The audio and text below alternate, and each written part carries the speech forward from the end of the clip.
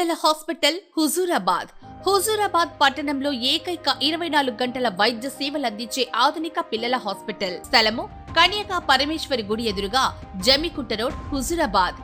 జమ్మికుంట మండల ఎంపీడీఓగా విజయ్ కుమార్ బాధ్యతలను స్వీకరించారు.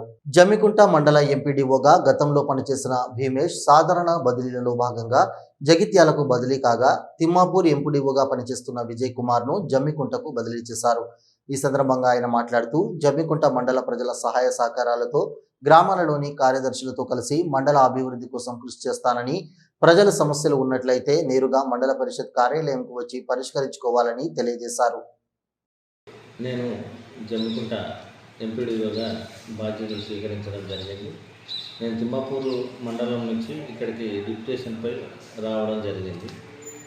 ఇక్కడ ఉన్నటువంటి ప్రభుత్వ పథకాలు అవన్నీ కూడా ఇంప్లిమెంట్ చేయడానికి నేను నా శాయశక్తుల సహకారం అందిస్తానని మనవి చేస్తున్నాను.